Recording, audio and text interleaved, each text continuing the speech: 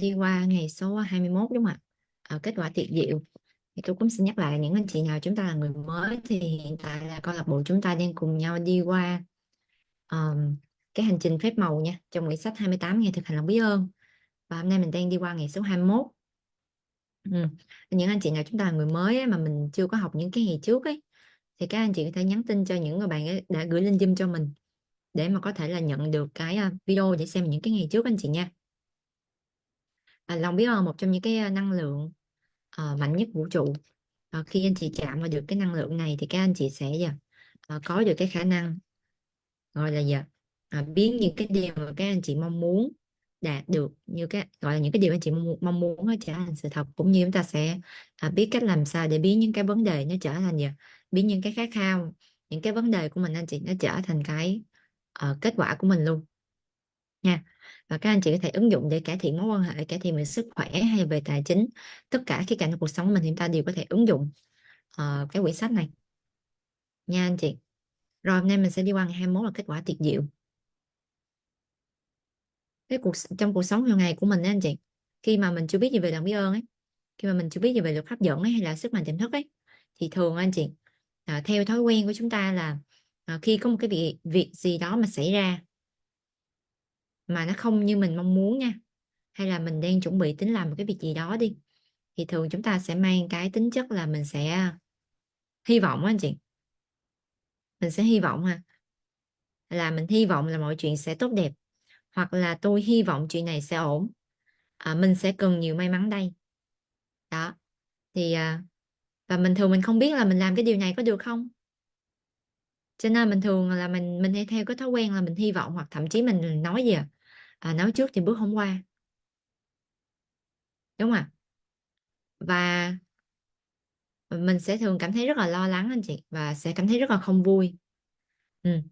Nhưng mà khi mà tôi biết về luật hấp dẫn, lòng biết ơn và sức mạnh tiềm thức anh chị nha, thì mình biết được rằng là như vậy nè, là ngày trước á, thường những cái việc mà mình làm ấy, trước khi mình chuẩn bị làm mình đã mang cái tâm thế là mình đã 50/50 rồi, mình đã có một cái nỗi sợ rồi. Thành ra khi mình làm thì sao anh chị, thì nó giống như gì mình cảm nhận vậy đó. Anh chị nên nhớ những cái gì mà anh chị nhận được trong cuộc sống này á, nó sẽ bằng chính xác những gì anh chị cảm nhận. Nên nếu trước khi anh chị làm cái điều gì nha, mà anh chị cảm nhận, anh chị nói là tôi có linh cảm, là tôi cảm giác là chút xíu nó ra luôn.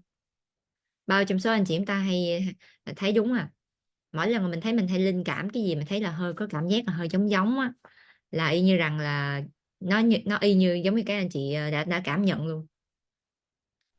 Và chúng ta hay có cái câu cửa miệng là gì mà câu cửa miệng là gì anh chị, đã nói mà, biết ngay mà. Nhưng có phải là thậm chí là có nhiều anh chị nói là ờ, mình mệnh danh là thầy bói, mình mà nói cái gì đó cái gì trúng bóc luôn. Vâng, tại vì anh chị cảm nhận như thế thì nó ra như vậy là đúng rồi. Cho nên không phải là do bói toán gì đâu anh chị nha, mà do cái anh chị cảm nhận thế nào. Thì những cái gì mà anh chị suy nghĩ, những gì anh chị nói, những cái gì anh chị có cảm xúc ấy, mà nó được phát ra liên tục ra ngoài vũ trụ. Tại vì tất cả những cái suy nghĩ, lời nói và cả cái cảm xúc của mình nó đều là năng lượng mà. Cho nên khi anh chị cứ nói đi nói lại, nghĩ đi nghĩ lại, hình dung đi hình dung lại, cảm nhận đi cảm nhận lại, thì vũ trụ nhận được thông điệp là các anh chị muốn đâu cái điều đó, thì cho ra kết quả như vậy luôn nha. Cho nên thành ra là ngày trước là chúng ta trước khi làm là mình đã gì thất bại từ trong tâm trí rồi. Bởi vì mình hay hy vọng được thì được, không được thì thôi, được thì được, không được thì thèm, và mình mang cái tâm lý là mình sợ hãi. Và ngày trước tôi cũng như vậy anh chị, là mình cũng từng rất là nhiều lần mình đưa ra cho mình rất là nhiều những cái mục tiêu, à, và thường mình không có hoàn thành. Thành ra là bên trong của mình anh chị nó có những cái niềm tin là thôi, đặt ra mục tiêu làm chi, có làm được đâu, bao nhiêu năm qua cũng vậy rồi, thôi tới đâu thì tới, số trời như vậy an bài đã thế rồi, số giàu là giàu, số không giàu là không giàu. Rồi năm nay là cái năm tam tai, rồi năm gì nữa, nó dẫn tới là mình có những cái niềm tin là không tích cực anh chị, rồi nói trước thì bước không qua, thành ra khỏi nói, khỏi viết trước, khỏi viết mục tiêu trước. Này có cái câu gì mà anh chị hay nói chậm vía. Hôm trước cái bạn mà làm Tú một tháng anh chị, thì Tú sẽ đi làm đẹp, nghĩa là đi chăm sóc da của mình ấy. Và chăm sóc da của mình ấy thì mình đi 2 lần, thì lần nào lên cái bạn cũng nói trời ơi, sao da chị giờ này đẹp thế, chậm vía. Cái tôi hỏi chậm vía là gì, cái bạn bảo phải chậm vía chị, không may da chị nó xấu lại nữa. Tôi cười, tôi không nói gì hết. Cái xong rồi, tại vì tôi cũng là gọi là chăm sóc da,因為tôi mới chuyển sang chỗ này được khoảng 4 tháng 5 tháng anh chị. Cái lúc tôi mới chuyển qua á, thì nó có hay có mấy cái viên kim cương mà lý nhí anh chị. Hay lý nhí là kia nổi lên, xong rồi nó xuống tới cái lúc mà tôi mới qua thì bạn đó bạn làm cho mình gọi là vệ sinh sạch sẽ cho mình đẹp đẽ lên á. Cái bây giờ nghĩa là tôi đi qua được khoảng 2 tháng, 2 tháng, nghĩa là qua 4 tháng là 2 tháng đầu tiên á, thì là là bạn đó bắt đầu là làm lại tất cả mọi thứ ấy. Xong rồi 2 tháng gần đây qua thì bạn bảo trời ơi, da chị chậm vía. Tôi hỏi chậm vía gì nữa. Bạn nói không thấy một viên, còn bạn ấy bảo là mụn anh chị, không gọi là kim cương. Không thấy một cái viên mụn nào lên luôn chị ơi. Chậm vía, chị nhớ nói chậm vía nha, không ai nó nổi tiếp. Cái Tú cười thôi, tại vì mọi người là thường suy nghĩ là nếu mà mình giống như mình nuôi con ấy, lúc mà còn nhỏ con nít ấy, khen con mình giỏi thì có nhiều người bảo là không có nói suối quẩy, nói nó giỏi nó ngoan là mốt nó lì lắm á, cứ nói nó lì đi là mốt nó ngoan. Nó nói ủa, nhưng có nhiều đứa con anh chị nói nó lì thiệt luôn. Làm có cái chuyện là nói ngược là sẽ được lại cái ngược lại đâu anh chị. Ừ. Nó do cái niềm tin và do cái môi trường xung quanh của mình ấy. Được không ạ? Thành ra là khi mà các anh chị làm cái gì anh chị cũng sẽ giờ không có tự tin, và cũng tại vì mình đã đoán trước là mình đã có linh cảm như thế rồi, và cái linh cảm nó đến từ đâu? Đến từ những cái trải nghiệm của anh chị á. Đến cái gì anh chị, đến từ những cái gì anh chị nghe, anh chị thấy và anh chị được trải nghiệm. Ừ. Đó, nên là bây giờ anh chị ha, chúng ta sẽ bắt đầu rèn luyện cho mình có những có một cái thói quen mới, đó chính là cái kết quả tuyệt diệu. Thì với cái thói quen này anh chị, nghĩa là trước khi mà mình làm cái gì á, là mình phải lựa chọn cái kết quả.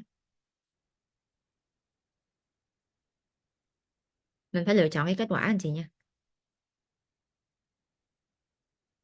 Đúng không ạ? Mình phải lựa chọn cái kết quả mình mong muốn. Tại vì nếu mà chúng ta gì ạ?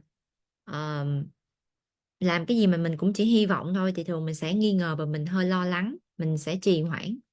Tại vì mình nghĩ rằng bây giờ mình có làm thì kết quả nó cũng sẽ không biết có được hay không. Thành ra mình trì hoãn và mình không có hành động. Và khi mình không có hành động anh chị, thì sẽ gì ạ? Không tạo được cái kết quả như mình mong muốn nha, và không đạt được cái mục tiêu của mình.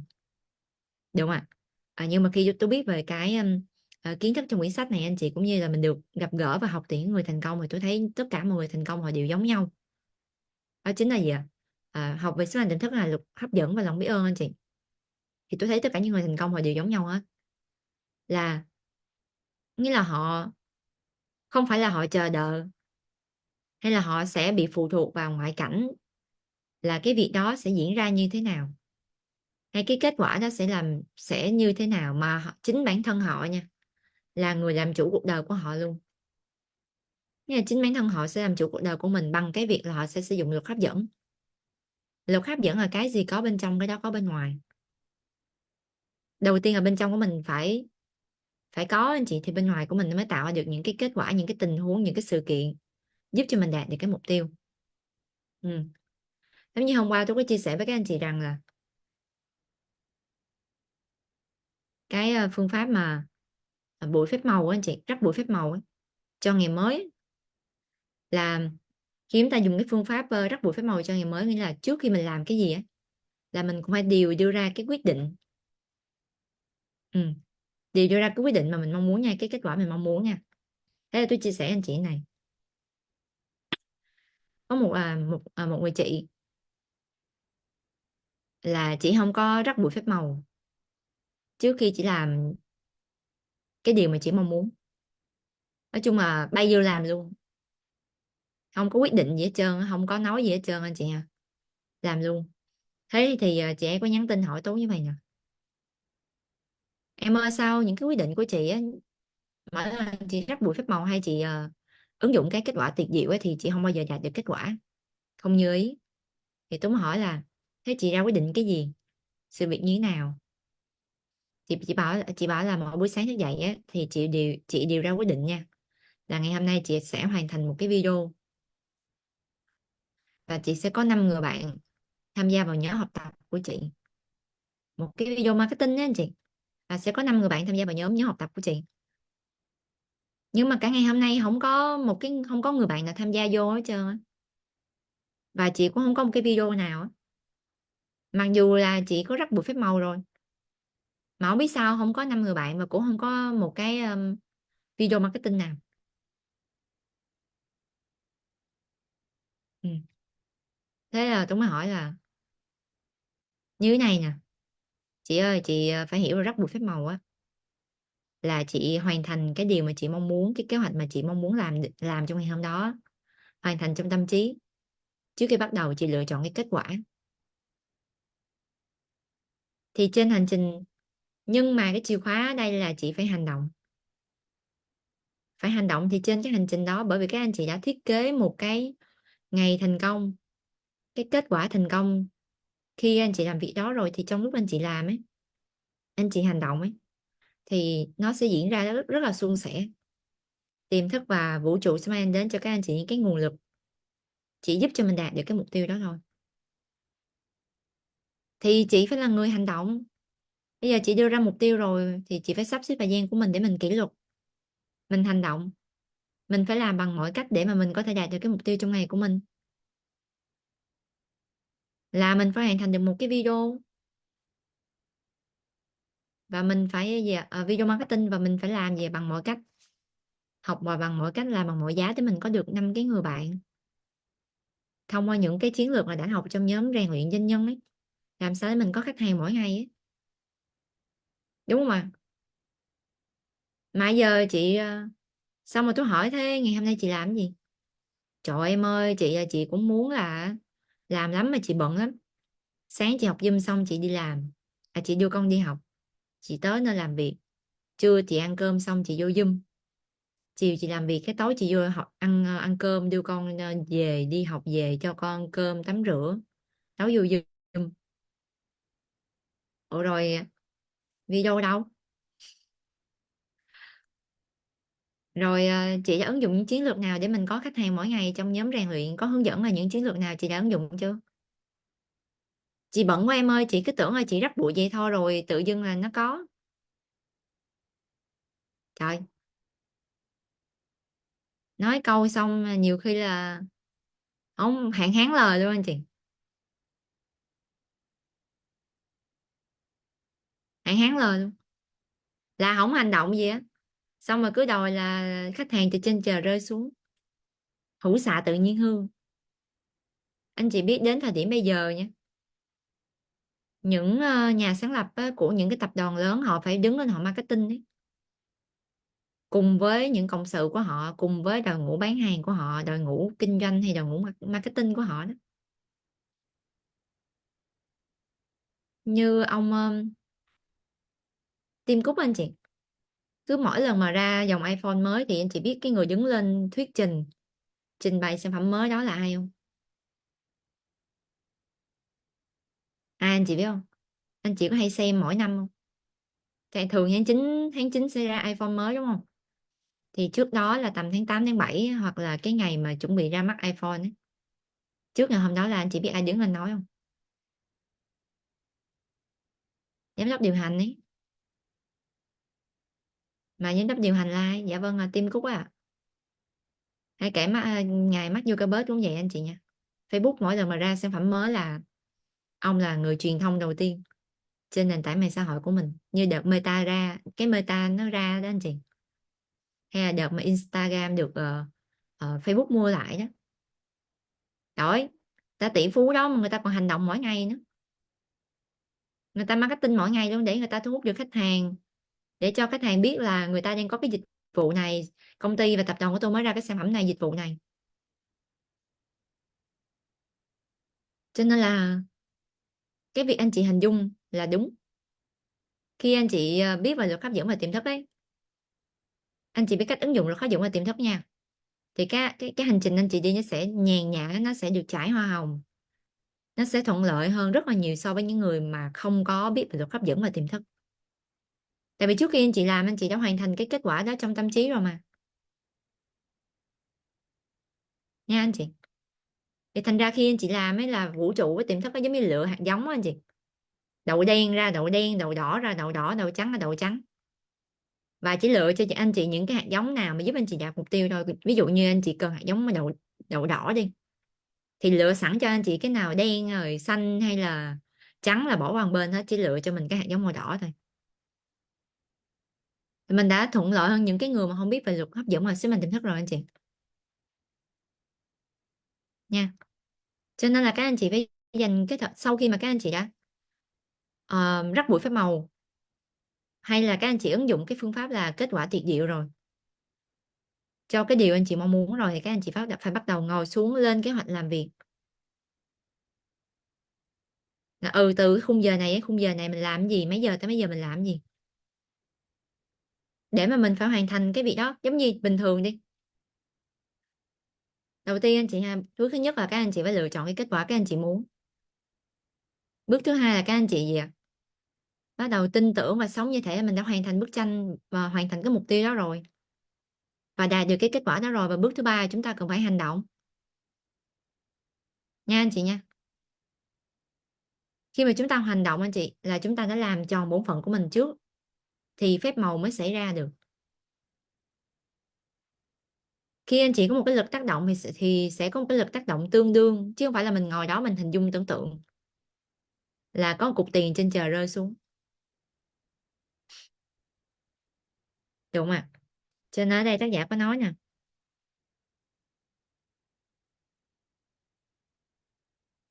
bất kỳ anh chị, bất kỳ điều gì, chẳng hạn như là khi mà ông nghĩa là ông ứng dụng phép màu của lòng biết ơn để có được cái kết quả như ý. Và để có được cái kết quả như ý nha, là ông phải ngồi xuống, đúng không ạ? Ngồi xuống và viết, chứ đâu phải chỉ ngồi hình dung tưởng tượng đâu anh chị. Tác giả là phụ nữ anh chị nha. Nghĩa là bà đã dành ra cái thời gian để bà ngồi xuống và viết ra kết quả bà mong muốn, sau đó bà mới làm chứ. Chứ đâu phải tự dưng ngủ một giấc giấc ngủ dậy xong rồi là tự dưng là đạt được kết quả đâu. Ừ. Vào trong số anh chị người ta nắm được chỗ này comment tôi rồi, được không à? Chứ không phải là mình cứ ngồi hình dung xong rồi mình không có hành động gì cả. Giống như hôm trước có một bạn kiếm nhà, kiếm tháng rưỡi chưa ra nhà anh chị. Cái tôi thấy cũng đang đuối rồi, tôi nhắn tin tôi hỏi thăm, cái bảo vẫn đang kiếm.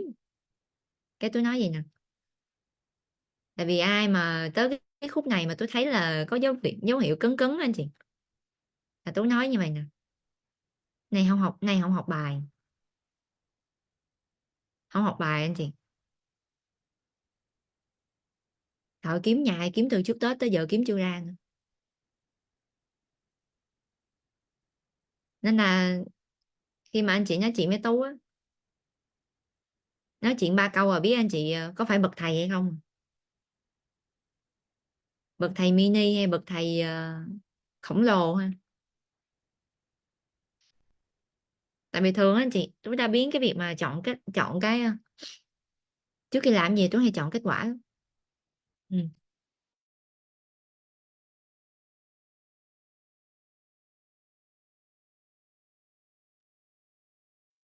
Hay là học cái Zoom nhóm rèn luyện 90 ngày cũng vậy. Có chị bạn của Tú ấy, vào Zoom lần nào cũng bị mờ ra. Vào Zoom lúc nào không biết ăn ở sao mà Tú duyệt vô rồi mà biết sao xíu bị mờ ra, cái xong bị mờ ra không vô lại được nữa anh chị. Cái xong chiều tôi zoom xong tôi hỏi thôi tối học lại, tại vì zoom nhóm rèn luyện là mình có học hai hai khung giờ anh chị, buổi trưa và buổi tối 18 giờ, buổi trưa 12 giờ. Nên chị nói là chị hy vọng là ngày mai chị vào được và ban tổ chức đừng mời chị ra nữa. Cái tôi mới cười, nó ban tổ chức đâu biết chị là ai đâu, nhiều khi chắc chị đổi chưa chưa đổi tên ấy, nên là bị mờ ra. Chị nói nên là chị mới đang hy vọng là ngày mai chị không bị mờ ra. Tôi mới nói ủa chứ có tiềm thức để làm gì. Thế là khả năng cao là từ lúc mà chị học tới giờ là khả năng là chị chưa bao giờ rắc bụi phép màu trước khi vào Zoom đúng không? Đúng rồi em, chị đợi vào Zoom chị mới rắc bụi thôi. Không anh chị, trước khi vào Zoom anh chị phải rắc bụi. Tôi để ý nha, hôm nào mà trước khi vào Zoom mà tôi quên rắc bụi, hôm đó là coi như mạng nó lắc. Mạng lắc anh chị à. Rồi có những cái điều mà đang thuận lợi trong cái buổi Zoom nó tự dưng wifi nó cứ quay vòng vòng, hoặc là mọi người nghe không rõ âm thanh của mình nói, thì thường là do mình chưa chọn kết quả anh chị. Giống như một vài hôm ấy là tôi quên chọn kết quả trước khi vào Zoom ấy, thì có những người không có ok là vô Zoom đúng không ạ. Nhưng mà khi tôi hiểu anh chị nói mình quên lựa chọn cái kết quả là mình hoàn thành cái buổi Zoom tuyệt vời như thế nào, mình thấy mọi người tương tác năng lượng ra sao. Cho nên là khi mà anh chị biết về những điều này thì anh chị thấy cuộc sống của mình ấy nó rất là nhàn nhã luôn, nó rất là bình an, nó rất là thảnh thơi, và mình không có thấy có điều điều gì mà nó bất ngờ hết trơn. Nó bất ngờ là do mình chưa có lựa chọn kết quả thôi nha. Nên là chẳng hạn như khi anh chị đặt ra một cái mục tiêu, anh chị rất buổi phép màu là ngày hôm nay đi, cái anh chị sẽ có 5 người khách hàng, hoặc có ba cái người khách hàng họ đón nhận giá trị của mình, đón nhận những cái giá trị sản phẩm dịch vụ của mình đi, hoặc là các anh chị làm một cái video marketing đi,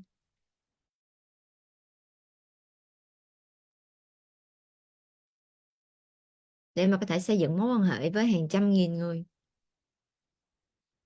Thì cái thứ nhất á là mình phải ngồi xuống mình sắp xếp cái thời gian để mình làm video. Thế là mình phải chọn được cái sự kỷ luật nha. Kỷ luật là những cái phẩm chất của những người thành công ấy. Các anh chị phải có cái thời gian, sắp xếp thời gian làm việc, và các anh chị cần phải giờ kỷ luật là cái khung thời gian đó là mình làm cái việc đó thôi, chứ không phải mình rắc buộc phép màu mình lên kế hoạch làm việc là giờ đó khung giờ đó mình sẽ làm cái việc này, xong mình rắc buộc phép màu xong mà cuối cùng là tới cái giờ đó cái mình đưa lý do là mình bận cái việc này việc kia, coi như xong. Tại vì anh chị phải biết rằng là sẽ có rất là nhiều việc trong ngày nó sẽ cản trở anh chị, nhưng mà các anh chị phải có được cái khả năng và cái năng lực biết đâu là cái việc quan trọng trong một ngày. Tại vì đối với chúng ta anh chị, các anh chị là những anh chị mà mới ứng dụng ấy, đối với các anh chị việc nào trong trong ngày cũng quan trọng hết trơn á. Thành ra là các anh chị cứ vội vã gấp gáp rồi thành ra sẽ lấy đi sự tập trung của mình cũng như thời gian của mình nha. Cho nên cái điều quan trọng nhất là các anh chị phải lựa chọn là đầu tiên là mình sắp xếp cái công việc nào mà quan trọng và những việc nào không quan trọng, và những việc nào ưu tiên và những việc nào không ưu tiên để mình làm.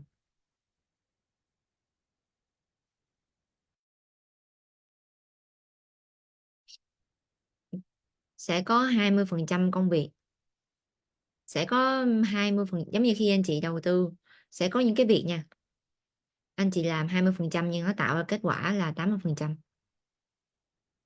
Nhưng mà có những việc anh chị làm 80% nhưng nó tạo ra kết quả có 20%. Được anh chị ơi. Chúng ta phải có cái sự phải biết, mình phải biết rằng cái thời gian của mình nó là hữu hạn, và mình phải quản lý được là nếu mình, như là các anh chị phải biết rằng một ngày có rất là nhiều việc đi, phải phân biệt được việc nào và đâu là những cái việc quan trọng giúp anh chị đạt mục tiêu. Ví dụ như cá nhân Tú đi, có rất là nhiều việc trong một ngày, có những cái việc trong một ngày thì tôi phải nhờ người khác giúp đỡ mình, chẳng hạn như là nấu cơm nè, dọn dẹp nè, giặt đồ nè, giặt giũ nè, thì đó là những cái việc mà mình nhờ người khác làm giúp mình. Hay những cái việc nào mà mình thấy nó ít quan trọng anh chị, mình sẽ nhờ ai đó làm giúp mình, và mình chỉ tập trung hoàn toàn vào những cái việc quan trọng, giúp cho mình tạo được cái kết quả là 80%. Còn giờ việc nào anh chị cũng ôm hết từ sáng tới tối, là anh chị đuối luôn. Nên thành ra cái bài học ở đây á, là các anh chị cần phải ghi ra anh chị cái tờ giấy, ghi ra những cái việc, những cái công việc trong ngày mà các anh chị giờ, và các anh chị xem là những việc nào giúp anh chị tiến tới gần mục tiêu của mình hơn. Cái này anh chị làm được không ạ? Là trước khi đi ngủ á, anh chị cần phải ghi ra những cái việc mà các anh chị cần làm trong ngày mai, và các anh chị phải chọn những cái việc nào giúp anh chị, khi anh chị làm sẽ giúp anh chị tiến gần tới mục tiêu của mình hơn. Này anh chị làm được không anh chị ơi? Chứ không phải học luật hấp dẫn và lòng biết ơn rồi sức mạnh tiềm thức xong mà anh chị cứ mơ mộng là hồ biến là mình chỉ cần rắc bụi phép màu thôi, hình dung tưởng tượng thôi. Khách hàng tự đến, không cần làm gì cả, không cần nhắn tin, không cần marketing, không cần trao giá trị. Đâu ra? Ừ? Ví dụ những cái việc quan trọng là gì anh chị? Phát triển bản thân nè. Những anh chị nào chúng ta đang kinh doanh thì là cái việc chúng ta xây dựng hệ thống kinh doanh của mình trên internet nè. Có quan trọng không mà?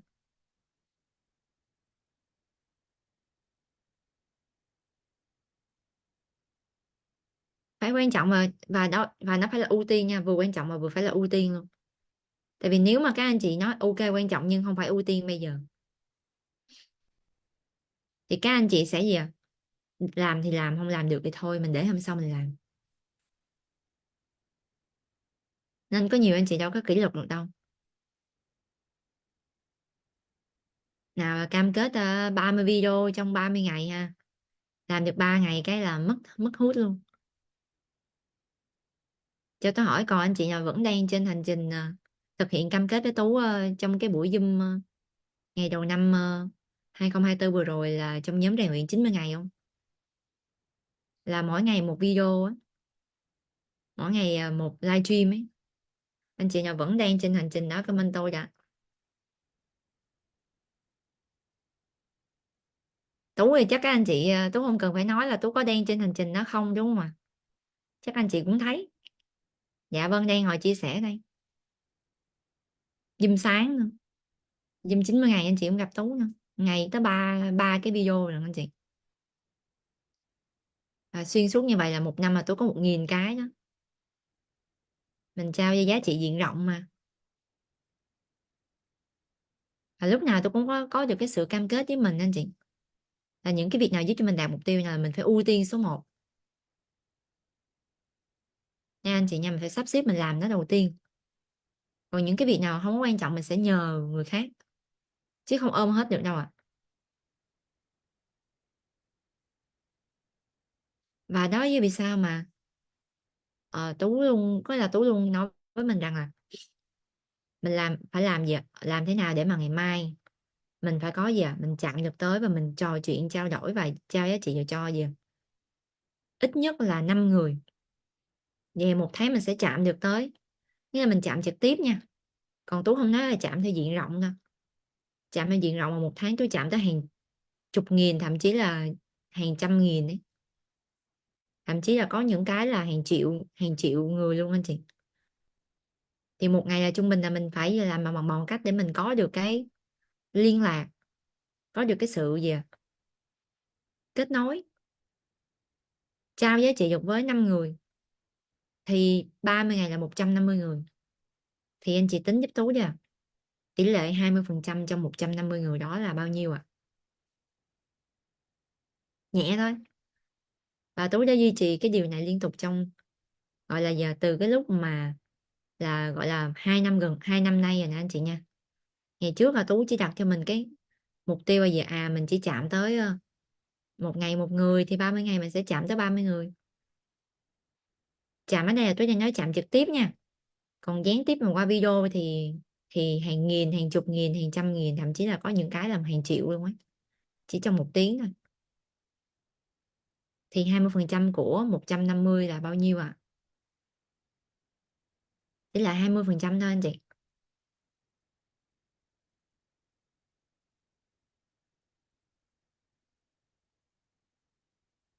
Vâng, 30 người.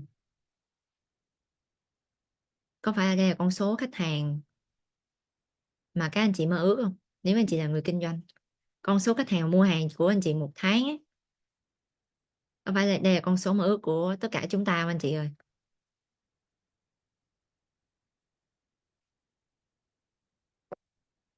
Cho tôi hỏi bình thường các anh chị chạm nghĩa là một tháng anh chị bán được cho bao nhiêu khách hàng là cao nhất? Nghĩa là từ lúc anh chị kinh doanh tới giờ, anh chị chọn cho tôi con số số lượng khách hàng mua hàng cho anh chị một tháng mà anh chị chọn cho tôi là cao nhất trong một tháng á.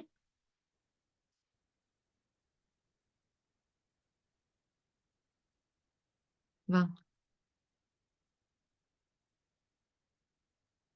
còn ai nhớ mà mình cứ chia sẻ lên anh chị ha, để mà tú cho các anh chị thấy một điều đó chính là cái con số mà 30 đó là rất là kinh khủng luôn anh chị. Ừ. Tuyệt vời không ạ? Đó là lý do tại sao mà anh chị thấy Tú có một cuộc sống rất là tự do đúng không ạ? Không bao giờ lo lắng về tiền. Anh chị đã hiểu chưa? Anh chị đã hiểu lý do vì sao tôi nói anh chị là khi mà mình giỏi về bán hàng, giỏi về marketing nha, mà các anh chị cũng biết được rằng là mình phải trở thành bậc thầy trong hai lĩnh vực này. Có nghĩa là các anh chị phải dành mọi thời gian để làm những cái việc giúp anh chị tiến gần tới mục tiêu hơn. Thì các anh chị sẽ không bao giờ lo lắng gì về tiền luôn.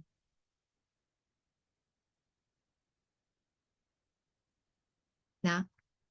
Cho nên mỗi mỗi ngày anh chị trước khi đi ngủ là Tú sẽ có cuốn sổ mục tiêu của mình. Đúng không ạ? Và Tú sẽ ghi ra là một là gì, mình hoàn thành gym sáng nè, hai là gì, mình check tin nhắn nè, mình sẽ bắt đầu giờ nhắn tin tương tác với những cái khách hàng của mình đã lên cuộc hẹn nè. Sau mình lên cuộc hẹn là mình hỏi thăm những khách hàng cũ nè. Sau đó tôi sẽ có những cái lịch trình như là mình sẽ đi rèn luyện cái sức khỏe của mình. Ừ. Rồi sau đó là về hoàn thành cái buổi gym của mình. Rồi gì nữa, hồi gym tối rồi tôi còn có những cái thời gian để mình gì trò chuyện tương tác với khách hàng của mình, đội nhóm của mình, những người cộng sự của mình. Ngoài ra tôi cũng sẽ có cái thời gian để mình phát triển cá nhân nha, chứ không phải là mình cứ cho đi mà mình không có liên tục nâng cao giá trị nha. Ừ. Được anh chị ơi. Và Tú còn có cái mục tiêu chính là cái đơn hàng hôm nay của mình về là bao nhiêu nữa. Và ngày nào cũng như ngày nào anh chị, tôi đã duy trì cái lịch trình này liên tục trong 2 năm vừa qua anh chị. Ngày trước mình còn mò mình không biết cái nào quan trọng á, thành ra mình làm cái nào nó cũng lính qua lính quýnh anh chị. Còn bây giờ khi mà mình đã nắm được cái chìa khóa ở đâu đó, là tôi chỉ tập trung vào những cái việc giúp mình đạt mục tiêu thôi. Còn những cái việc nào mà chưa quan trọng lắm ấy, mình sẽ nhờ một người khác làm giúp mình, để mà mình có thể là tập trung toàn bộ cái năng lượng của mình hướng tới mục tiêu của mình. Ấy, và tôi luôn đặt cho mình là giờ một ngày là giờ mình phải có 5 cái cuộc gọi, 5 cái 5 cái nguồn gọi là hôm nay mình gọi 5 cuộc gọi đúng không, thì trong ngày hôm nay mình phải lên tiếp tục 5 cái cuộc hẹn cho ngày mai. Bằng mọi cách tôi hay nói với tiềm thức như vậy nè: hôm nay mà không có 5 người bạn nha, nghĩa là lịch hẹn mà ngày mai không có 5 cái cuộc gọi á, là không có đi ngủ đâu á, không được ăn ngon đó. Liệu hai đứa mình mà làm đi, thì anh chị biết không, trong cái lúc mà tôi gọi điện thoại cho 5 khách hàng này là tiềm thức đi tìm ở đâu không biết nữa. Xong xíu vô tin nhắn Zalo anh chị, nào là từ YouTube nè, nào là từ Facebook nè, nào là từ gì ở đầu đâu á, nhắn tin: em ơi hỗ trợ chị với, em ơi chị muốn hỏi cái này, em ơi em ơi. Dạ vâng. Thế là giờ mình đã full cái lịch gọi hôm nay, và cũng như là những cái lịch trình hôm nay, rồi tôi sẽ hẹn cho cái cuộc hẹn của ngày mai. Và cứ liên tục như vậy anh chị, cái lịch trình này nó diễn ra liên tục một tháng như vậy, và tôi liên tục chinh phục được mục tiêu của mình. Đơn giản không à?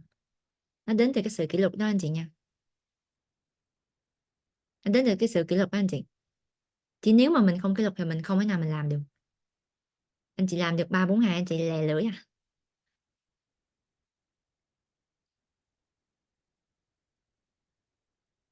Còn tôi thấy là bởi vì tú khát khao á anh chị, khát khao thành công á. Tú khát khao mình chinh phục những cái đỉnh cao trong cái ờ, cuộc đời của mình. Thành ra là mình luôn có một cái động lực ở bên trong ấy, làm cho mình liên tục tiến về phía trước, bất chấp ngoại cảnh như nào, bất chấp những cái điều kiện xung quanh bên ngoài nó cản trở, mình cứ băng băng mình tiến về phía trước thôi. Ngày trước là tôi đặt là mỗi ngày một người anh chị, sau đó tôi dần dần tôi tiến là 2 người, sau đó khi tôi làm quen với con số mỗi ngày 2 người thì sau đó tôi tăng lên 3 4 5. Và anh chị cũng nên như vậy, đừng có đặt một cái vèo làm một ngày 5 người như Tú là lè lưỡi luôn á. Là mình trao giá trị hôm nay xong rồi mình nói chuyện, mình chia sẻ cho khách hàng mình hôm nay xong rồi ngày mai mình là coi như là em ơi chị đau họng mà các kiểu chưa quen. Các anh chị nên đặt là làm sao là mỗi một ngày là anh chị chỉ cần có liên lạc và cũng như là chạm được tới một người, cứ trao đi anh chị. Tôi hay nói với những anh chị học trong nhóm rèn luyện doanh nhân ấy, những cái gì anh chị cho đi nó không hề mất đi đâu. Người này họ chưa say yes, ok họ có thể say no, 30 người say no rồi sẽ có người 31 say yes với anh chị thôi. Tại vì anh chị biết không, để mà tôi đạt được tới cái đỉnh cao thành công ngày hôm nay á, tôi đã có hàng trăm lời say no anh chị ạ. Để bây giờ tôi nhận là để bây giờ tôi nhận được hàng trăm hàng nghìn, hơn hàng nghìn người say yes với mình. Đó là một cái hành trình anh chị, hành trình gieo gieo và nuôi dưỡng.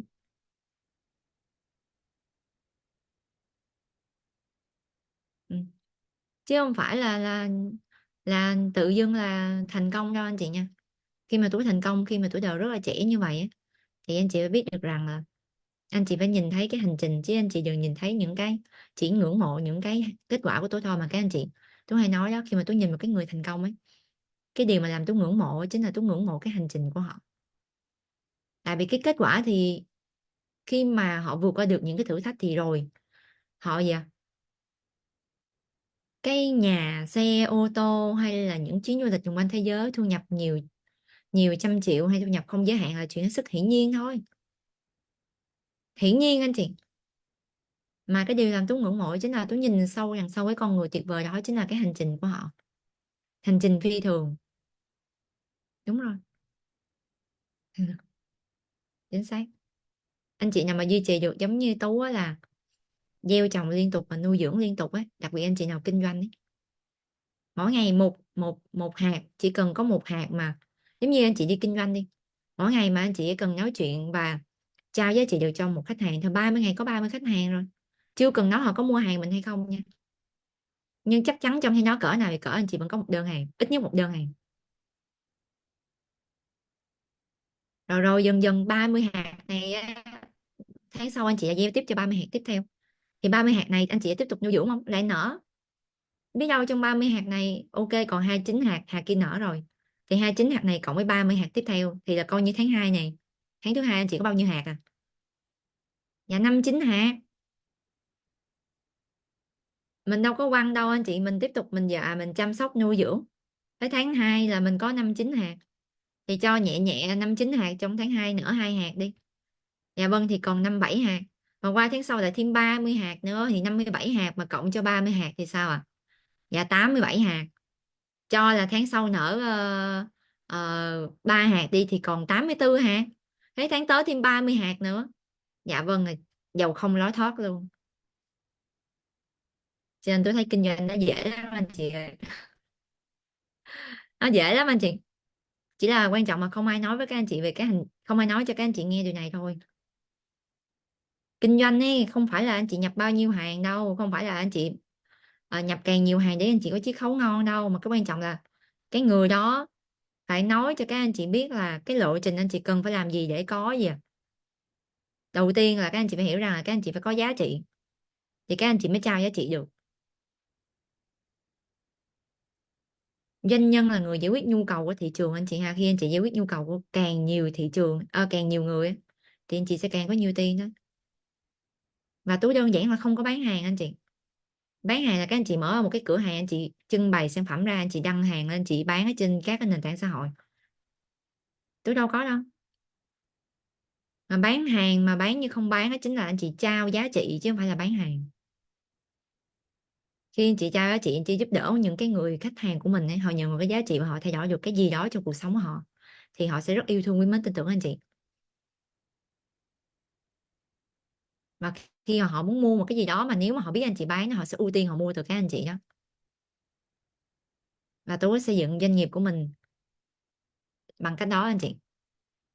Không có kho hàng, không ôm hàng tồn kho. Tú là đối tác của một cái tập đoàn, một cái công ty, một tập đoàn lớn anh chị ha. Và trong buổi trưa ngày mai trong nhóm rèn luyện á, thì Tú sẽ chia sẻ bí kíp ra hàng tồn kho, cũng như là bán những cái bất động sản mà các anh chị chúng ta đang bán bao nhiêu năm nay không bán được, và chỉ dành riêng cho những anh chị nào tham gia vào nhóm rèn luyện 90 ngày vào trưa ngày mai thôi. Nên anh chị nào chúng ta cũng mong muốn biết được những cái bí kíp kinh doanh của Tú nha, và những cái và cũng như biết được cái quy trình bán hàng tồn kho và bán bất động sản, thì các anh chị có thể hỏi những vị trưởng nhóm của mình cái điều kiện tham dự vào trưa ngày mai. Zoom này không phải là linh Zoom cộng đồng đâu anh chị, nhà Zoom kín à, nhà Zoom kín là Zoom à, gọi là dành cho những anh chị em mà thân thiết thôi, ok không ạ? Đó. Nên đó, tôi chia sẻ anh chị một cái bí kíp nhỏ nhỏ thôi. Chứ khi anh chị mà vào nhóm doanh nhân thì nói thật với các anh chị là nhiều bí kíp lắm, nhưng quan trọng là ứng dụng hay không thôi, chứ thực sự anh chị là ai mà ứng dụng mà kết quả cực kỳ tuyệt vời luôn, được không ạ? Đó nha anh chị nha. Rồi các anh chị quay lại cái chỗ mà cái kết quả tuyệt diệu của mình là đầu tiên nha. Các anh chị phải hiểu là cái việc đầu tiên anh chị chọn cái kết quả mà các anh chị mong muốn đạt được, nó giống như rắc bụi phép màu á, nhưng mà quan trọng nhất các anh chị phải lên cái lịch trình làm việc và các anh chị phải lựa chọn nha.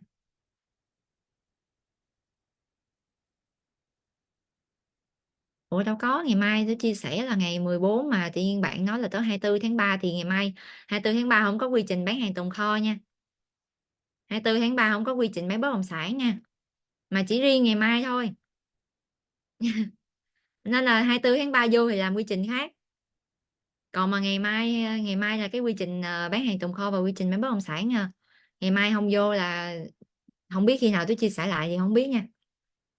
24 tháng 3 là cái khác. Nhưng mà tôi thấy đằng nào không vô nhóm rèn luyện thì thôi vô sớm đi.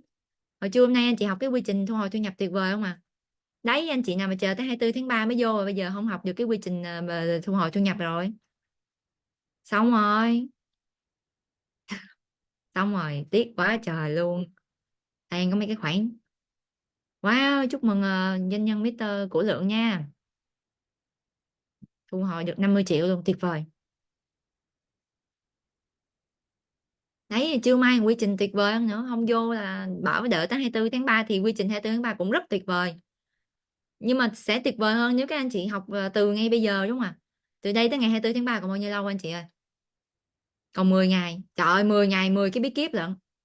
Mà 10 ngày đâu phải là 11 cái bí kíp đâu. Mà trong một cái buổi đó là bao nhiêu cái bí kíp luôn, mà đợi tới 10 ngày nữa mới vô là thôi mất bao nhiêu kiến thức nó rơi rớt hết trơn rồi. Nha. Anh chị nhắn tin cho trưởng nhóm của mình để hỏi điều kiện tham gia nhóm rèn luyện. Nhóm này không phải ai muốn vào là vào đâu. Có điều kiện anh chị hỏi trưởng nhóm mình đi ạ. Đó, trưa mai là thông báo anh chị luôn, là cái quy trình bán hàng tồn kho với bán bất động sản đó. Anh chị không vô tiếc nha. Ok không ạ? Rồi,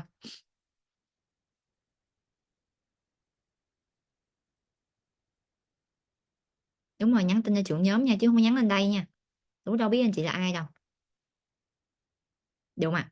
Nên là anh chị nhớ là ưu tiên mình khi mà anh chị đã có được cái mục tiêu và những cái việc anh chị cần làm cho ngày mới rồi, phải lựa chọn ra. Các anh chị phải lựa chọn những cái việc nào quan trọng anh chị làm.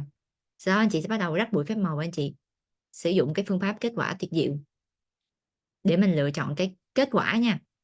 Sau đó mình bắt đầu hành động và phải kỷ luật nha, không lý do là gì à? Giờ này mình bận cái này rồi em ơi, chị không làm được đâu, ngày mai làm nha, thì các anh chị rời xa mục tiêu của mình thôi.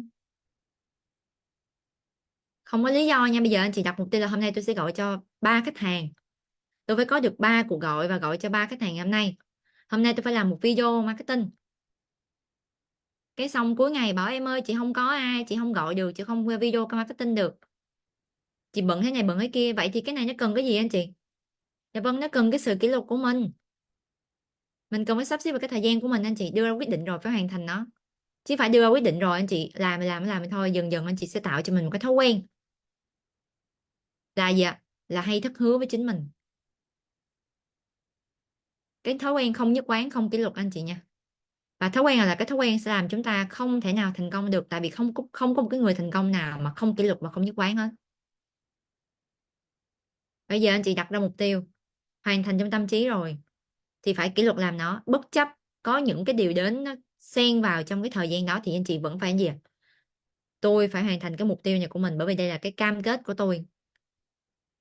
Thì dần dần khi anh chị kỷ luật với những cái việc nhỏ nha, anh chị nhất quán với những cái việc nhỏ nhỏ nhỏ nhỏ, thì dần dần á nó sẽ hình thành cho các anh chị thói quen mới, là bất kỳ cái điều gì anh chị nói ra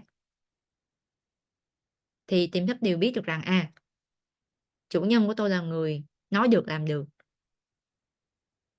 và tôi sẽ hậu thuẫn với chủ nhân của tôi đạt mục tiêu.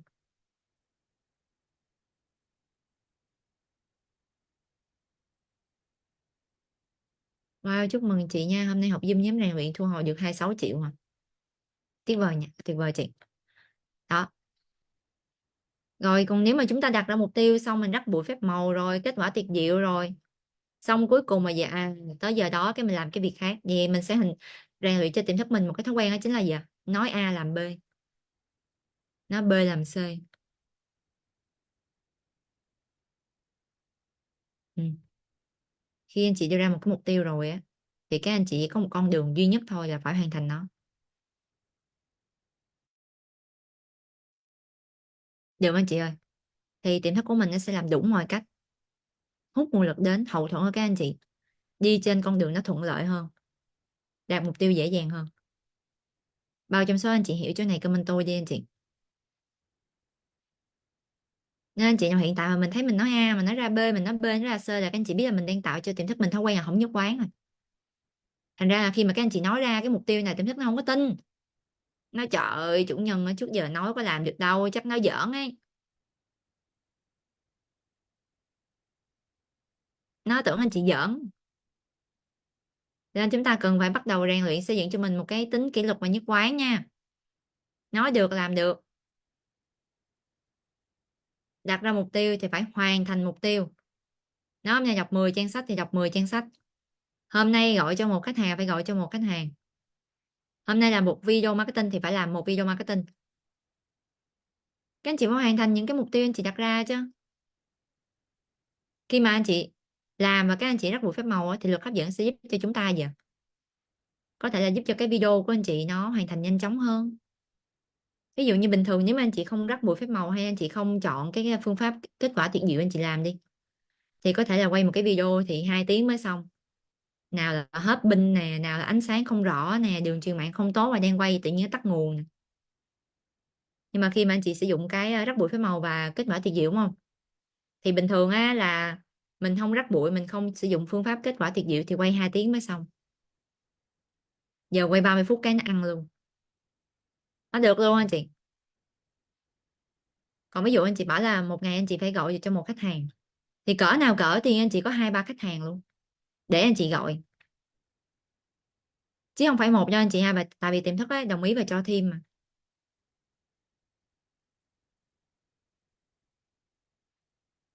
Bao trong số anh chị chúng ta hiểu chỗ này comment tôi rồi, hay lắm anh chị. Còn mà thường mình làm á, mà mình đúng là thấy anh chị nào làm lính qua lính quýnh nha. Như hôm trước tôi nói anh chị mua cái thẻ mua vé đi học một cái sự kiện cùng với Tú á, cái xong rồi đăng nhập vô anh chị báo doanh nhân ơi không mua được, doanh nhân ơi người ta mua đông quá, sập nguồn rồi, sập server rồi. Cái Tú trong khi đó bạn cái đó thông báo bán lúc 10 giờ, bạn ấy vô hồi lúc 10 giờ xong mua tới 11 giờ rưỡi chưa xong. Anh chị biết Tú làm gì không? 10 giờ tôi đi tập gym, 11 giờ ăn cơm. Lên bắt đầu relax một xíu, 11 giờ vô mua cái có luôn, xong tới 12 rưỡi mày nó vẫn chưa mua xong. Cái tôi thấy thương quá tôi nhắn tin: rắc bụi phép màu chưa, ra quyết định chưa? cái đâu có định phát cái mua được luôn anh chị. Tú làm bao nhiêu việc anh chị, trong lúc là bạn nó vẫn đang bấm mua đúng không, bấm quá trời luôn, bấm cháy máy luôn anh chị. Mình tập gym, về ăn cơm, uống ly trà mỹ nhân, xong rồi mình ở đầu về rửa mặt rồi skin care chống nắng đồ các kiểu ha, ra mua cái có luôn. Đó. Tôi thấy cuộc sống mình nó nhẹ nhàng cực kỳ khi mình biết về luật hấp dẫn và tiềm thức anh chị, lòng biết ơn, làm gì cũng được hậu thuẫn ấy. À. Còn anh chị làm mà cứ làm theo kiểu là nhào vô làm luôn, vô thức làm luôn là gì ạ? Thôi xong. Hai anh chị nào gọi cho khách hàng mà thường không chọn kết quả trước nha, gọi hỏi cái cuộc trò chuyện đó, nó chất quốc à. Còn trước khi mà Tú gọi cho khách hàng hay Tú làm gì á, Tú đều hình dung tưởng tượng, chọn kết quả là mình trao giá trị khách hàng mình sao, khách hàng mình vui như thế nào, họ cảm ơn mình ra sao, họ biết ơn mình như thế nào, rồi mình chúc phúc cho họ như thế nào. Còn những khách hàng nào mà họ mua đơn hàng của mình thì sao, mình thấy họ đồng ý như thế nào, họ còn bảo là em gửi chỉ số tài khoản nha, họ chụp màn hình chuyển khoản ở cho mình, cái mình cảm ơn họ, mình chúc phúc cho họ, mình biết ơn họ, cảm ơn họ vì đã yêu thương, quý mến, tin tưởng và đồng hành với mình. Đấy. Và anh chị biết không, khi mà anh chị gọi là sử dụng phương pháp kết quả tuyệt diệu nha và rắc buộc phép màu ấy, thì nhiều khi á là những cái video anh chị làm ấy, những cái livestream anh chị làm nó lên xu hướng nha, nó chạm được tới bình thường. Ví dụ anh chị không có rắc buộc phép màu hay không chọn cái kết quả đi, thường chắc có vài chục người hoặc vài trăm người xem thôi. Nhưng nếu anh chị rắc buộc phép màu nha thì có thể cái video đó là gì ạ, nó sẽ lên hàng nghìn, hàng chục nghìn, thậm chí hàng trăm nghìn người xem luôn. Ừ. Sẽ giúp anh chị nhanh chóng và gọn gàng, dễ dàng hơn để đạt được kết quả tốt hơn. Được chưa anh chị ơi? Cái kết quả tuyệt diệu anh chị, có lẽ anh chị sẽ cầu nguyện cảm ơn trước khi thực hiện một cái việc gì đó nha. Ừ. Ví dụ như có thể là trước khi mà các anh chị đi tập thể dục nè, thăm khám bác sĩ thú y nè, thăm khám sức khỏe, hay là nha khoa định kỳ đó, có thể anh chị sẽ ứng dụng họp mặt gia đình nè, biết ơn cái kết quả tuyệt diệu khi mua thứ gì đó, chẳng hạn như quà sinh nhật, những đính hôn, váy cưới, hoặc kết quả tuyệt diệu khi có được một cái chiếc điện thoại mới. Chứ giờ mà mình không có ra quyết định nha, mình lò mò mình làm á, mình cứ vơ vào mình làm ấy thì mất thời gian. Khi mà anh chị ra quyết định thì có những cái việc anh chị làm chỉ trong vòng 10 tới 15 phút thôi, giúp mình đi rất là nhanh nha. Ừ. Để cho mình hoàn thành cái việc mà của mình một cách nhanh chóng hơn. Được anh chị ơi. Bao trong số anh chị hiểu cái cách ứng dụng số 1 của cái phương pháp kết quả tuyệt diệu rồi thì comment tôi ra.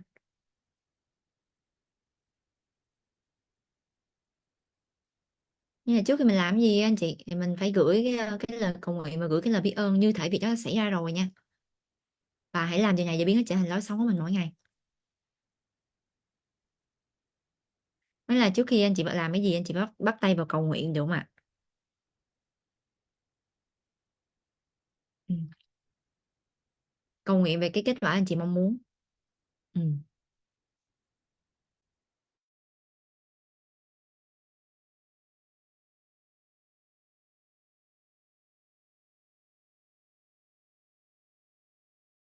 Cầu nguyện là gì ạ? Cái kết quả đó mọi thứ đã được sắp xếp trong một trật tự linh thiêng, làm để mà khi chúng ta làm nó sẽ nhanh chóng hơn và dễ dàng hơn.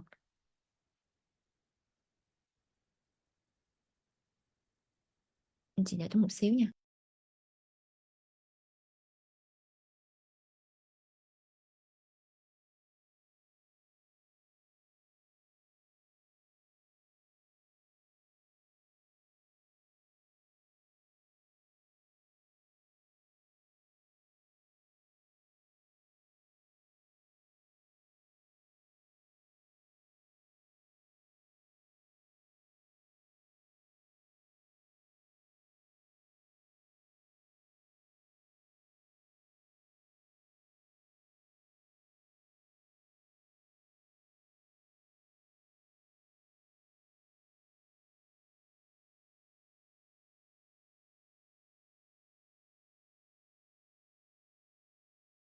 Và các anh chị cũng nên làm cái này để lựa chọn cái gì anh chị biết không? Ví dụ như kể cả khách hàng hay đối tác nha, hay là cộng sự của mình ấy, thì mình đừng có hên xui nha, mình đừng có hên xui, mà các anh chị cũng phải lìa sử dụng cái phương pháp kết quả tuyệt diệu luôn, ứng dụng cái điều này vào trong cuộc sống của mình, được không anh chị? Thì anh chị sẽ thu hút đúng cái đó luôn. Thành ra là mình phải biết rõ cái điều mình muốn nha, người chồng người vợ hoặc là gì khách hàng đối tác cộng sự, cái công việc mà mình đang mong muốn làm, là anh chị phải rõ ràng là chi tiết cụ thể nó ra như thế nào, và sau đó anh chị hình dung là các anh chị đã có được cái kết quả đó rồi. Giống như Tú á, ngày trước Tú hình dung là Tú sẽ làm một cái công việc kinh doanh mà mình có thể giúp đỡ được cho thật nhiều người. Tại vì nếu mà mình mở ra một cái doanh nghiệp mà mình làm, mà mở ra một cái doanh nghiệp mình thuê người khác về á, thì mình chỉ giúp người ta có được cái thu nhập để duy trì cuộc sống thôi, chứ không thể nào mình giúp cho họ kiếm được cái thu nhập bằng mình hoặc hơn mình được. Và cái thứ hai là Tú mong muốn cái công việc của mình có thể là gì mình có thể ngồi ở bất kỳ đâu mà mình vẫn có thể làm việc được, mặc những cái bộ đồ gọi là như mình mong muốn, lịch sự nè, lịch sự nè, đẹp nè. Ừ. Rồi mình có thể là gì kết nối và làm bạn được với rất là nhiều mối quan hệ ở khắp mọi miền Tổ quốc, hay là gì thậm chí là ra quốc tế luôn anh chị, người Việt Nam ở quốc tế nè.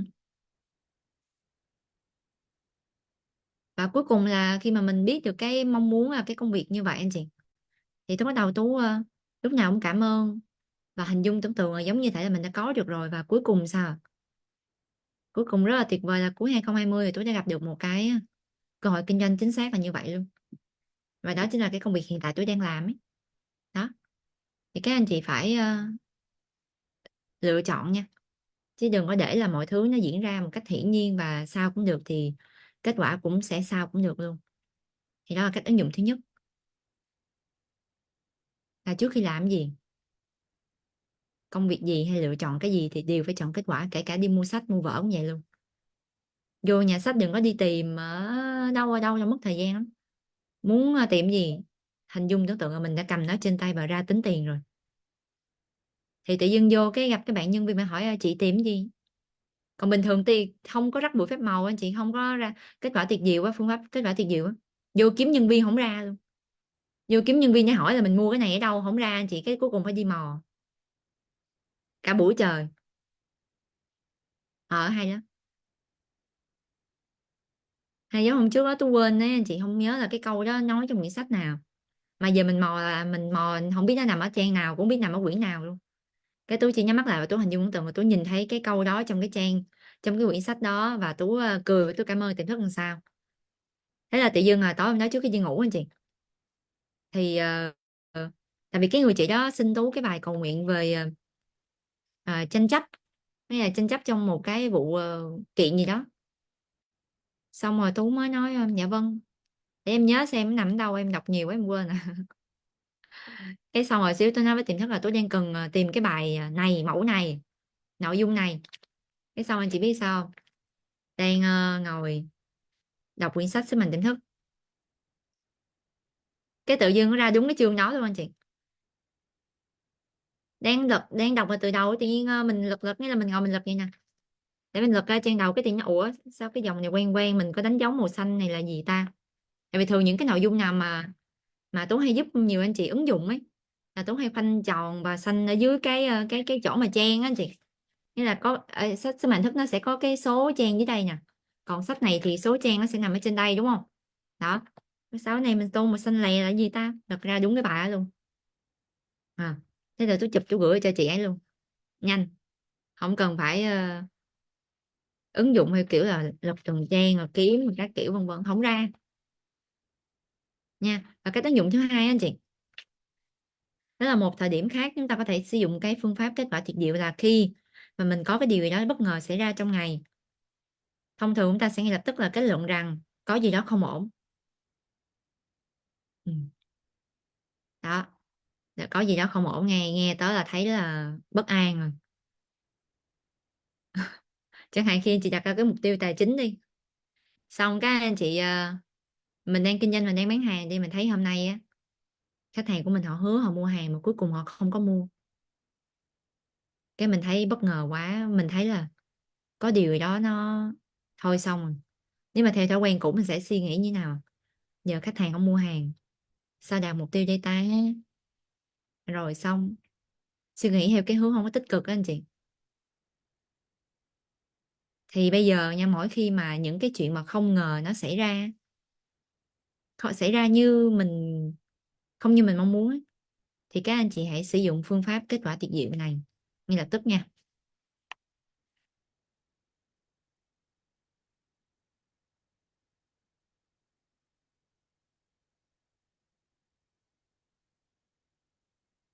Nha, thay vì là mình hay kết luận ngay lập tức là gì ạ, xong rồi, không ổn rồi, không đạt mục tiêu rồi, mà các anh chị hãy tận dụng cơ hội để tạo ra phép màu bằng cách cảm ơn kết quả tuyệt diệu nha. Hãy hình dung tưởng tượng cái kết quả mà các anh chị mong muốn. Nghĩa là mặc dù là anh chị nhận được cái thông tin, nhận được tin tức, nhận được cái sự việc, cái sự kiện nó diễn ra là dần dần trước mắt rồi. Cái ứng dụng một á là chưa xảy ra anh chị nha, mà chúng ta có thể là tạo ra bên trong trước. Còn cái này nó đã xảy ra rồi thì làm sao đây? Thì mình sẽ bắt đầu mình nhắm mắt lại. Đầu tiên mình bình tĩnh anh chị, mình cười đã. Bình thường mà, chuyện nhỏ ấy mà, mọi việc sẽ ổn thôi. Tôi có thể làm được tất cả mọi việc bằng sức mạnh tiềm thức.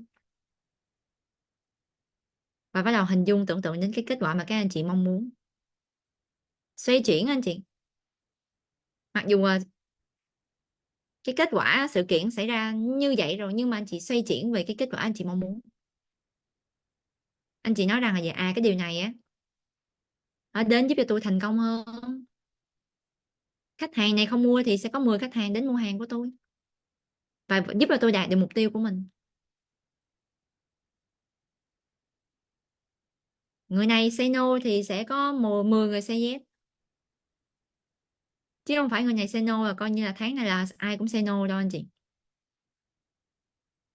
Người này say no thì sẽ có sẽ có 10 người say yes với tôi.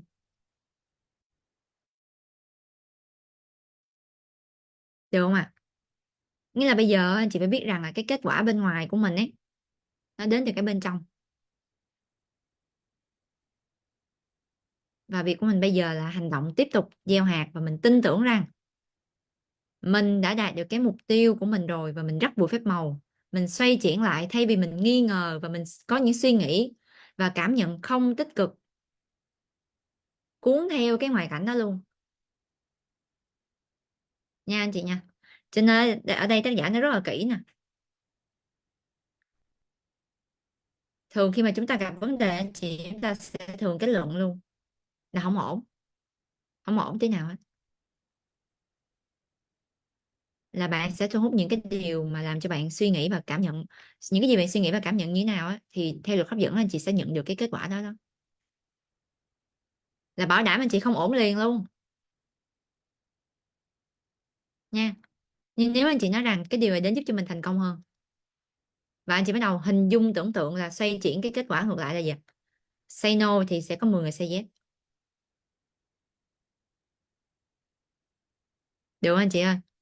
Ở đây tác giả nó rất là kỹ nè. Là gì ạ? Vũ trụ vận hành một cách rất là vận hành một cách tự động nha, và tuyệt đối chính xác luôn. Bạn có thể tin tưởng vào quy luật của vũ trụ. Ừ. Nên là có một số anh chị hay nghi ngờ luật hấp dẫn và tiềm thức ấy, hỏi sao chị ứng dụng lúc có lúc không. Không có đâu anh chị. Giống như cái người phi công á, người ta lái máy bay á, người ta có bao giờ là người ta hy vọng là gì à, người ta có bao giờ hy vọng là cái máy bay này nó vận hành tốt trong suốt cái chuyến bay không? Nghĩa là quy luật vận hành của máy bay á, cái quy luật vật lý á, là nó sẽ vận hành tốt trong chuyến bay không? Đâu có đâu. Đâu nghĩ gì đâu anh chị nha. Không bao giờ nghĩ rằng là hy vọng là cái quy luật vận hành của vũ trụ sẽ vận hành đúng trong suốt cái hành trình mình bay,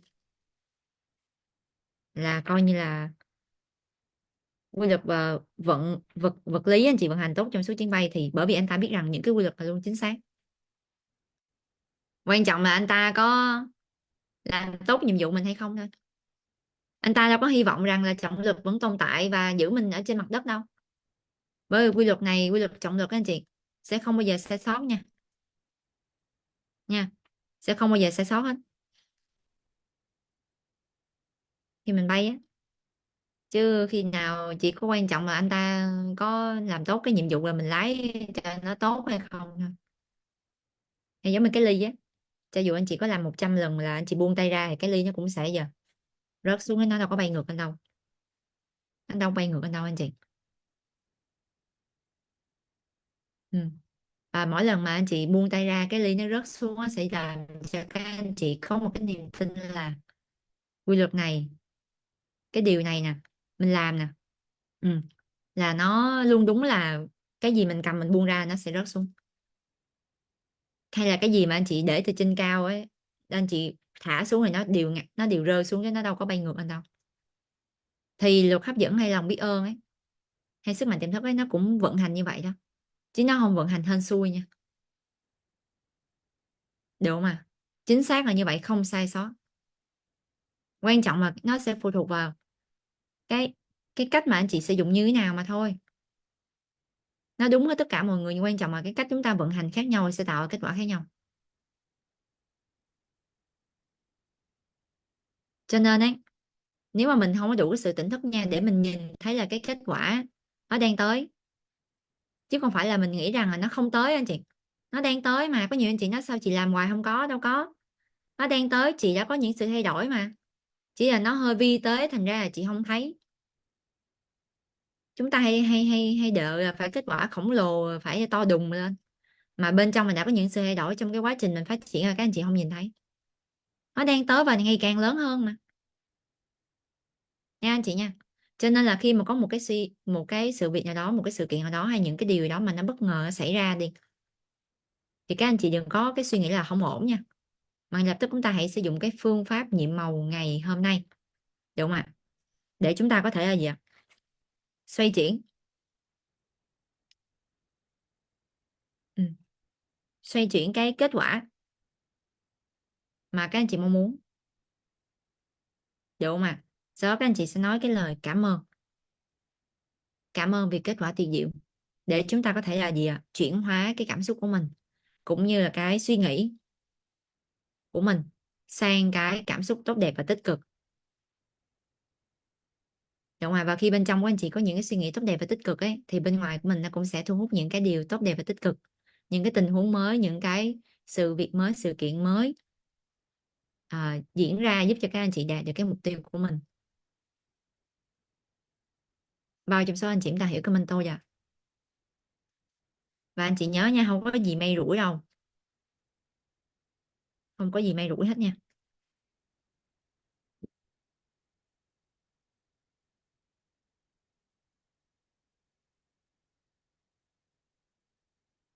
Mỗi khi mà chúng ta nghĩ rằng cuộc sống đang chơi trò may rủi với mình ấy, hoặc là mình không thể nào kiểm soát được thứ gì đó, hoặc chúng ta hy vọng điều đó sẽ tốt đẹp ấy, hãy nhớ rằng quy luật hấp dẫn không dựa vào sự may rủi, mà chúng ta sẽ nhận được những gì chúng ta suy nghĩ và cảm nhận. Nên là các anh chị, chúng ta muốn cái gì thì chúng ta cần phải hướng cái suy nghĩ của mình và cái cảm xúc của mình vào cái điều mình mong muốn. Đơn giản vậy thôi. Mọi sự vật, sự việc anh chị nha, nó sẽ luôn có hai mặt, mặt tích cực và mặt không tích cực. Quan trọng các anh chị tập trung vào cái mặt nào để thu hút đến cái kết quả mà các anh chị mong muốn. Ok không ạ? Đơn giản không anh chị ơi? Học anh chị mà đọc đi lại kỹ cái quyển này và ứng dụng hết 28 ngày trong cái quyển này nha, ứng dụng đi ứng dụng lại nha, lặp đi lặp lại liên tục ấy, cái cuộc sống anh chị nó sẽ tràn ngập phép màu luôn. Các anh chị sẽ không bao giờ bị phụ thuộc vào ngoại cảnh luôn, và các anh chị sẽ có thể làm chủ được từng phút giây mình, gọi là mình được sống ở trong cái cuộc đời này. Anh chị có thể biến nó đi theo cách anh chị muốn, không phụ thuộc ai đâu anh chị nha. Nên tôi vừa chia sẻ anh chị hai cái cách ứng dụng trong cái phương pháp kết quả tuyệt diệu. Thứ nhất là việc đã chưa xảy ra và các anh chị muốn nó xảy ra như ý của mình, và thứ hai là đã có những cái việc nó xảy đến rồi và các anh chị muốn chuyển hướng nó theo cái hướng anh chị muốn thì hãy thay đổi cái sự tập trung và hãy hình dung tưởng tượng cái kết quả đó, được không anh chị ơi? Rồi chúng ta sẽ cùng nhau thực hành cái phương pháp kết quả tuyệt diệu nhé. Đầu tiên là các anh chị sẽ ứng dụng là cảm thấy mình thật hạnh phúc, viết ra danh sách 10 điều hạnh phúc, viết lý do tại sao bạn cảm thấy biết ơn, đọc bài danh sách và với mỗi điều hạnh phúc hãy nói cảm ơn, cảm ơn, cảm ơn và cảm thấy biết ơn đối với mỗi điều đó. Thứ hai, vào đầu ngày hôm nay hãy chọn ra ba sự việc hoặc là tình huống quan trọng mà chúng ta muốn có được cái kết quả tuyệt diệu và hãy viết ra danh sách ba việc ấy, và với mỗi việc các anh chị hãy viết sâu, có nghĩa là có thể anh chị có thể là như thể là chúng ta đang biết là sau khi nó xảy ra rồi là cảm ơn vì kết quả tuyệt diệu. Và trong ngày ngày mai anh chị chọn ra ba cái việc bất ngờ mà nó phát sinh và chúng ta hãy sử dụng sức mạnh tiềm thức và cũng như sức mạnh nhiệm màu của lòng biết ơn nha, để mà có thể là để có kết quả tuyệt diệu. Mỗi lần như vậy hãy nhắm mắt lại, nói thầm và cảm nhận cảm ơn vì kết quả tuyệt diệu. Thứ năm là trước khi đi ngủ hãy cầm hòn đá nhiệm màu trong tay và nói từ nhiệm màu cảm ơn vì điều tốt đẹp nhất đã xảy ra trong ngày hôm đó. Ok anh chị nha, thì đó chính là cái nội dung phương pháp của ngày hôm nay. Các anh chị chúng ta nhớ ứng dụng nha. Trời ơi, từng cái ngày trong đây là từng cái bí kíp đó. Anh chị nhớ in ra hai cái 28 ngày lòng biết ơn, cái file mà tối hôm trước tôi có gửi cho các anh chị chủ nhóm, gửi cho các anh chị á, in ra vào dán vào cái góc ở trong nhà của mình hoặc là dán vào trong vở của mình, để khi mà các anh chị gặp những cái điều đó đầu tiên ấy, trước khi mình muốn muốn la làng lên nha, hoảng hốt rồi la làng lên đó, thì hãy tự mình yêu cầu sự giúp đỡ từ tiềm thức của mình trước đã, bình tĩnh trước đã. Ừ, nha anh chị nha, bình tĩnh trước đã chứ chưa gì á, chưa kịp ứng dụng gì á, coi như lúc đó là mất bình tĩnh là coi như chữ là trả thầy hết, trả thầy trả cô hết trơn đó, trả thầy trả cô hết trơn rồi. Nên chưa kịp gì là đi hỏi là bắt đầu rối ren liền. Ok không ạ? Hãy ứng dụng cái phương pháp này anh chị nha. Rồi rất là tuyệt vời, rất là cảm ơn tất cả anh chị đã đồng hành cùng Tú và câu lạc bộ trong buổi tối hôm nay. Xin chào và hẹn gặp lại tất cả anh chị vào những cái buổi Zoom tiếp theo, và đặc biệt là cái buổi Zoom trưa ngày mai. Những cái bí kíp quy trình bán hàng tồn kho cũng như bán bất động sản nha, bằng luật hấp dẫn anh chị, một cách nhanh chóng. Anh chị nào chúng ta chưa tham dự thì hãy liên hệ trưởng nhóm của mình để biết điều kiện tham gia. Cảm ơn chị rất là nhiều. Bye bye, I love you.